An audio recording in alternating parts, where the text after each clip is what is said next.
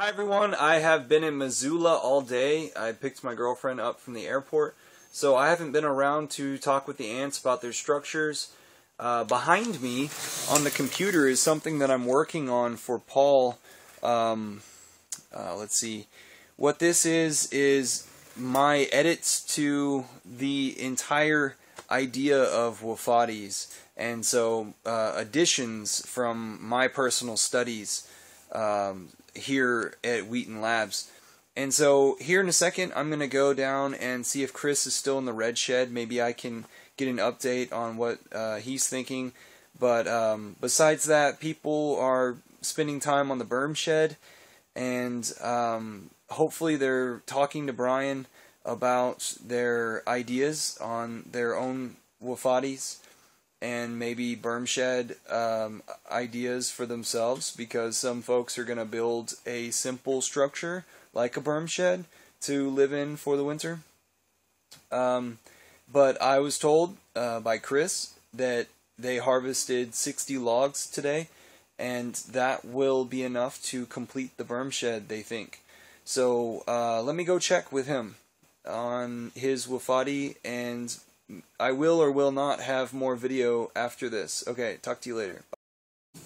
So I came down here to the red shed, and inside the red shed we have a refrigerator that is for community use. So here's a lot of ant food that needs refrigerating, and because there's not a refrigerator on the lab, instead, they store their stuff here on the base camp. That's where the red shed is. So I came down here to see if Chris was here. He's not. The lights are off, and I still have my headlamp on. But I wanted to show other ants that, I mean, this is completely off topic, but I got a pound of alfalfa sprouts at the Good Food Store for, I think, only $3.97 or high $3, so let's say $4, but a pound. That's better than a good buy. That's an excellent buy. I don't know how it was like this, but that's incredible. And this is really good stuff. If you haven't eaten sprouts, give it a try. It is just phenomenal. And give it a try to the point where you minimize other things in your diet and see what the sprouts do for you, for your energy. Okay, this is it. Talk to you later. Sorry to get off subject. Back to Wofatis tomorrow. Bye. Actually, I'm going to go back in there and show you the edits that I've been making because I don't like secrets. So, I'm back at the office. Here is a plan that I generated with the interior posts, the walls that are held back by those posts. Make it to where, let's see, I don't know if those are actually supposed to be vertical or not. I don't know if I wrote that right. Then there's a wall that caps, and then wing walls that are straight.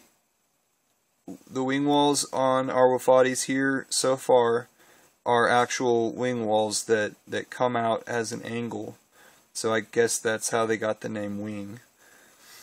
And so I'm proposing straight wing walls with posts that continue outside, because those posts hold up a roof that is sort of slanted in the front, and then another one slanted in the back, however you want to look at this. So there's another roof dotted line right there that actually goes from ground level on this side up, and then ground level on this side up to above these walls inside here. And then I propose another roof. That's what this one dotted is. That maybe has a it's a hip roof possibly. And so all of these things are covered with soil, and one eave protects the next eave, if you will. So one roof covers the next roof. And so this last one, it's a pretty big structure that fits over the top of the flat roof inside, and the front and back roofs, and the whole thing is a mound. That's why I have this circle around. And then Paul's been wanting a sort of opening to the Wofatis that looks like a hole, a circle, maybe even a dark circle on the horizon. And so that's why this looks like an ellipse, because when you're facing it, it looks like a circle. Okay, so I did that one. And then how does that look in, well, let's see. We got this. And then I sort of went to this. You can pause it if you need to.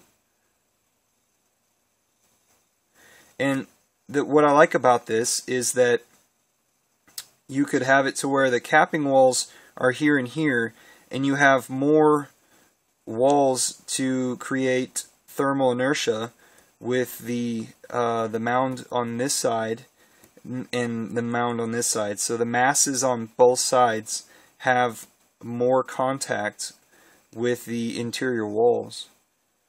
I thought that was awfully neat. I have not drafted this one up. I did draft this one up, and now it came out of AutoCAD and it's inside of SketchUp being turned 3D, and that is taking a long time. Okay, so then I graduated to this sort of plan where I labeled, I forget which side I labeled north, but I labeled all the sides so that we could play with some light on the interior, it bouncing around inside of these guys, and then minimizing the wind access from the sides that are going to be harsh during the winter. And this also has a large amount of surface area for thermal inertia. But the more I look at this, yeah, okay, it's cool. There's indoor-outdoor space. There's an intermediate space between indoor and outdoor, and it allows more windows. Yeah, that's neat.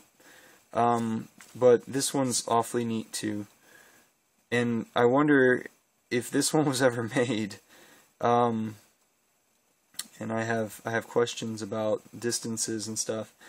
If this one was ever made, would the sides look so similar to the person indoors that they would get confused to where you would have to like paint the walls different colors so you would know which way you were exiting before you exited? Okay, so what do they look like in section? If they're two-story, they might look something like this, to where we got the mound going over the top, and we've got the hip roof on top, and we've got a flat roof on the structure. But if they're one story, they'll look like that. So, say you've got a gradual slope. So I labeled this hypothetical grade. And so you cut into it and displace the soil and grab the soil from other places. And keep in mind, this low spot needs to continue all the way around the structure until it comes back, or just you need to make sure that you grade the site appropriately so that you're not putting the water right below your house and into your interior spaces, your Wofati. And so these are my ideas of how to dimension this thing out. And so then I came up with these dimensions on the 2-story. So I figured out that my model would probably have 6 feet of ground between the floor and the bottom of the model, because there's 3-foot pillars going into the ground. That's how far we sink the post. So it would be a 31-foot tall model. But I know my model, I only made it a 1-story, so it's more like this. So you see those two concepts, right? Okay, so 2 seconds. Ta-da! The model. I've been working on this too long because I've been learning SketchUp at the same time. So this is the mound. Oops. Right? Can you see that? We were sort of looking at it like this. There, that looks better, right? I got it to focus better. Okay. Now, I'm doing some construction here and trying to get this hip roof and it all figured out. And then I'm going to need to cut holes right here. However, I've got the framing just about done for what I'm going to do with that. So this is what the structure looks like. With all the posts and the framing for the door. This sort of looks weak here, so I need to figure that one out better.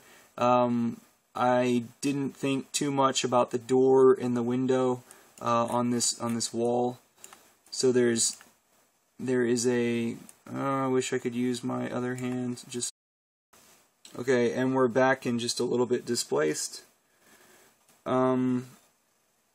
Let's see. So you can see it in plan. There's a capping wall here, capping wall here. Those are the yellow ones. And then these orange walls on both sides are a type of log wall structure that I believe will have horizontal logs. And so I guess I'm missing some posts. I've got posts over here, but I don't have those posts over here, so it's good I saw that. They might be on some hidden layer that I accidentally turned off. And the ground is lower on this side than it is on this side because this is the uphill side. So the water will go around the structure, not underneath it, but around it. And so this will just slope straight down. So after the mound, after the backfill is on this thing, the mound will be like this. Okay? With a hole right here and a hole right here, and then maybe a little bit, a few more holes in this surface. But the idea is that there's a flat roof here, so that's roof number 1. Then we put on moisture barrier and insulation barrier, so that's number 2. And we put this roof on top of that. I'm sorry. So that's not number 2. Number 1 is this roof. Then this roof is number 2, and it will intertwine with the moisture barrier and the insulation barrier. And then the roof number 3 is this hip roof that we put on top of both of them that overlaps both of them. And those are the structures so that our wing walls have roofs over them, and this, hopefully, this situation or another situation that I've shown you in one of these plans will let in enough light into the structure so that you won't feel claustrophobic. and maybe it is that I need to increase the surface area of these inertia walls in order to increase the square footage on the inside of these things so that there's not claustrophobia. Wheaton Labs is named Wheaton Labs because this stuff is an experiment, and point 7 is now Allerton Abbey. Point 8 has yet to be renamed, but they're called those things because there isn't a 1.0 yet. Okay. Furthermore, that means get involved, please. There is plenty to be done. Please offer your skill set. Paul will know exactly where to place you, and it'll be awesome, and you can be a part of this wonderful project. If you have any critiques for me on this, please share them with me, and very soon I will have uploaded this to Permies with some still frame pictures and the actual file so that you can get your hands on it. Okay, talk to you later. Sorry for the long video, but I think it was worth it.